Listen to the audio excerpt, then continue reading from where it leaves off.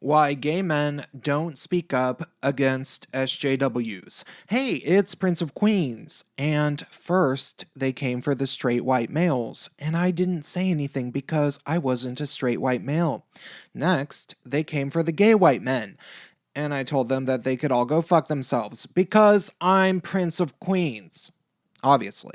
It's a bit longer of a story, but I talk about it in numerous other videos. Regardless, the things that inspired the fourth wave intersectional feminist social justice warriors to come for me were so unbelievably moronic that it was pretty easy to detect early on that they were the ones with the problem. It wasn't like I ever for a moment truly felt that the way that I had lived my life up until that point was majorly problematic, though I did wish that they would stop relentlessly attacking me on the internet.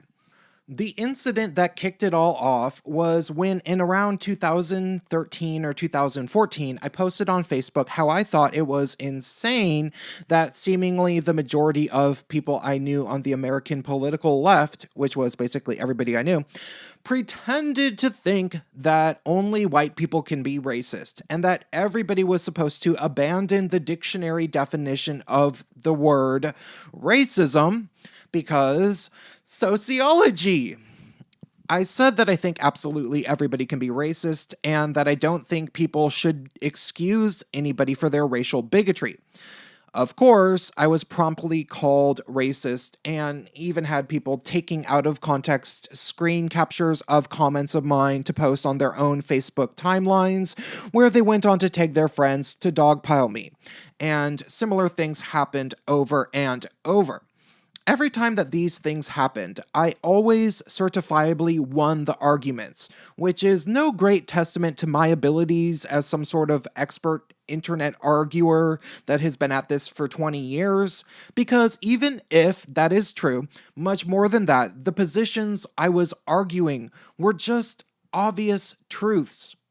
No, James, you don't get to redefine words in the English language at your convenience, removing them completely from the linguistic characteristics that they are composed of in a not so subtle attempt to undermine the entirety of Western civilization with the goal of replacing everyday words with loaded Marxism bombs. You don't get to do that, not at least on my watch. But of course, it got really hard for me to keep resisting the madness because you have to remember, I knew thousands of people in 2013 and 2014 when I was really getting into arguments about this stuff for the first time. And while I didn't really necessarily like a whole bunch of these people, I still felt like I had to be somewhat decently well liked by these people. Why? Well, I hate to say it, but it's mostly because I'm a gay man, and I was a very social person that worked in the arts, music, and theater. So I basically felt that it wasn't an option for me to be perceived as in any way undesirable in character, because I already lived in a social universe within a social universe, which was the quote unquote queer scene. If you want to know what queer means or meant, I have an entire video about that. Here's the thing. I know there are several gay men, lesbians, trans people, and bisexual people who have social lives that exist relatively outside of the LGBT community or the gay bars, or wherever people that aren't heterosexual tend to congregate.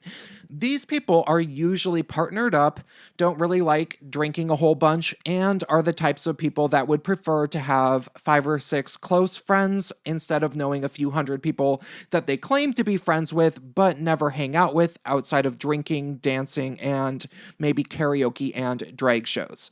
Now, granted, I'm definitely fine with people that want to be that way, and I can certainly see the merit in cutting the partying out of one's life, as I've mostly done it since creating my YouTube channel. But the fact of the matter is that the vast majority of gay men simply aren't that way. Most gay guys have gone out of their way to expand their personal network as much as they possibly can, Not just so that they have a sizable potential dating pool outside of random phone app hookup culture, but also because they want to at least temporarily live in a social universe where everybody they know shares their lifestyle. I know that there's straight people who hear about this and think that it's just gay guys being annoying, heterophobic, and catty, and that they should just get over their issues and be normal people and do normal stuff. But that's just not how life is. Also, for the record, regarding the straight people who say that gay guys should just be normal people, chances are these are the same types of people that also say things like, I don't care if a guy is gay, just don't rub it in my face or talk about it constantly. And then, of course, talking about it constantly actually really means mentioning that you are gay ever at all, or even saying anything that reminds these straight people that you are gay, like that maybe you find a certain male celebrity attractive. To the gay guys in the audience, I don't have to explain this reality. Every gay guy knows that no matter how annoying gay men can be and how boring it can be when one's entire life revolves around going to gay bars, gay brunch restaurants, and parks that a lot of gay guys hang out at, it's still nice to be able to fag out as much as you want without any worry. That said, especially after people grow accustomed to existing in an overwhelmingly gay saturated social reality, it is a terrifying proposition to even consider doing anything that would make you wildly unpopular to the greater populace or tribe. Something like having opinions that people might think of as conservative, which has been known to excommunicate gay men from hundreds of people within days. And thus, despite the fact that a major percentage of gay males who like to go out drinking, dancing to drag shows, and sing karaoke, despite the fact that these are often not actually particularly PC dudes, if you really get to know them, they all feel like they have to act all PC in public in the current year, and certainly on the internet. To defy the social conventions of the SJW mentality would mean excommunication from their tribe in most cases, and the rules of the tribe are rigidly enforced by lesbians, bisexual, pansexual, and non-binary feminist women, a small pocket of racial minority gay males that are usually butthurt because they can't get dates with white guys, a few rabid trans people, and a dash of opportunistic white gay men that milk the SJW mentality for personal gains, like people who work in nonprofit. At this point, literally every gay male that has more than a few hundred friends on Facebook has come across numerous smear campaigns against individuals they had probably met at least once or twice that more than one person was claiming was racist, transphobic, or a misogynist, usually with basically zero evidence. They probably aren't racist, misogynistic, or transphobic, and it is usually easy enough to figure that out if you actually really look at what happened. Generally, what really happened was that they won an argument, and the SJWs are mad at them for disagreeing with a specific individual that is a minority, or claims to be a minority, like non-binary, and they think that disagreeing with said minority equates bigotry against minorities of that type.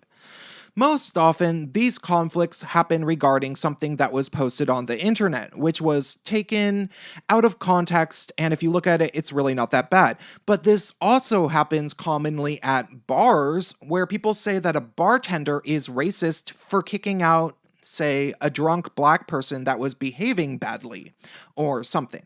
And those Barland smear campaigns end up going on for weeks because they call out the entire bar staff, management, and owners as racist. It's just a whole fucking mess when that happens. And so, especially if a guy is relatively attractive and can get dates, he usually just doesn't really say anything because he thinks that he'll be safe.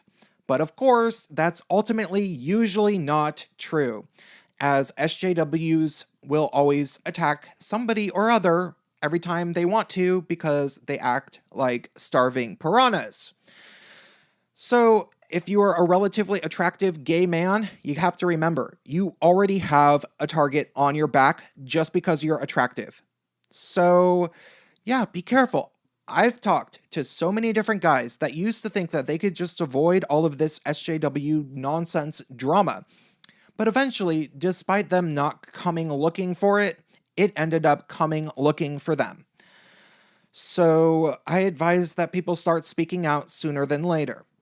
That's all I have to say for this video. If this spoke to you, please consider donating to me on PayPal or Patreon, links in the description.